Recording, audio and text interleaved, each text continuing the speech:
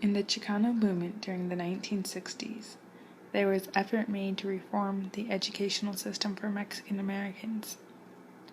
The Chicano students were unsatisfied with the quality of education they were receiving. Chicano youth and later parents as well were demanding better teachers and counselors, bilingual education, Mexican American principles, and more Mexican culture incorporated into the schools. In the Los Angeles area, there were walkouts and protests in 15 different schools. There were even 13 arrests made due to conspiracy charges. Because of the struggles these Chicanos went through, many improvements have been made. Not all problems have been resolved, but there were certainly steps taken in the right direction. The story of education in the Chicano community is a story of overcoming hardship through a lack of resources and the denial of our grandparents and great-grandparents' use of their native language. The movimiento, with groups like the Mexican American Youth Organization, helped to overcome some of the negative aspects of the prior educational institutions. But there are aspects of the education policy which we still live with today. These are stories of the education system of the 21st century and how the Chicano community is living with the system now. My name is Shannon Mars, and I'm a 7th grade science teacher at Truman Middle School in Albuquerque, New Mexico. It's on the west side.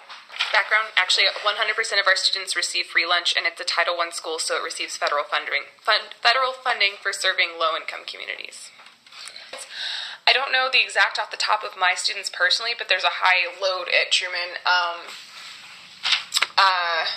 I'd say about 30 to 40% of my students are English language learners. Yeah, Truman actually has an excellent bilingual program for those students. Yeah. Each day at Truman, we do 5 class periods. Each class is 107 minutes long. The kids come to school. They have a 25-minute homeroom where they watch the announcements and then watch the Channel 1 News. Channel 1 News is basically, it's a school-wide, or it goes through different public schools anyway. Then we start their first class. It's 107 minutes. I teach my content. Each one of my classes is between 25 and 30 students, and it ranges from gifted students to 2 of my classes are inclusion classes, which have A and B level special ed children who have usually low reading comprehension, sometimes low math skills. The majority did not attend college.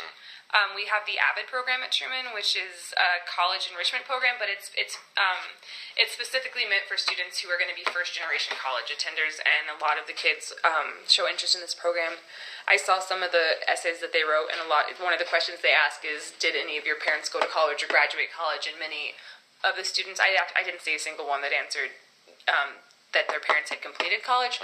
Some of the parents had attended but not completed. I'd say from what I've seen that the majority of my students, at least at this point in the 7th grade, intend to go to college. A lot of my students, I'd say, have the potential to succeed in college if they continue on the track that they're on. I'm recording an interview between me and Michaela Sanchez. Michaela works at Emerson Elementary School as student teachers at Adobe Acres. Michaela, what is the main ethnic group that you have in these classrooms, at both elementary schools? At Emerson, out of 100 kids, I would say 90% of our club kids are Mexican. And in my student teaching class, it's an all-English class. However, I would say about 70% of them know English and Spanish and are of Mexican descent. Does the school provide a fair effort in teaching Spanish just as much as English? Yes, both have bilingual programs. I know in the 4th grade, there are 4 classrooms. 2 are bilingual and 2 are all English.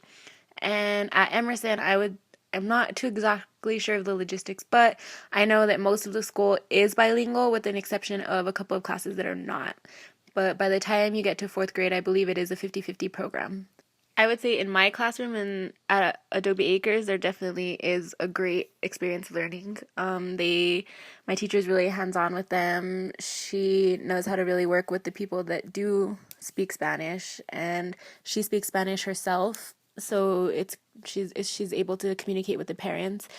I know Adobe Acres is really big on reading. That is one of their main goals and mottos. They do a lot around reading. I mean, they repeat it every day in the announcements. They say read, read, read, leer, leer, leer. And at Emerson Elementary, definitely there is a lot of goals for education. They're a community school, and our Boys and Girls Club was brought in there as a community school effort, so they definitely do have high expectations for learning. Emerson was actually shut down, I believe, and so now I believe that they had to get rid of most of their teachers, and so everything's just kind of started new, and so I believe that they really do have high expectations and have a really good program going.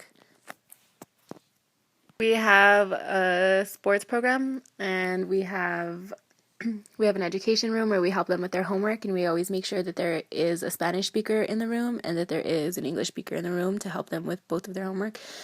And so I do that a lot. I'm usually in the education room a lot because of my background. If not, I'm outside and we do sports with them. And when we do sports, we try to incorporate some kind of education.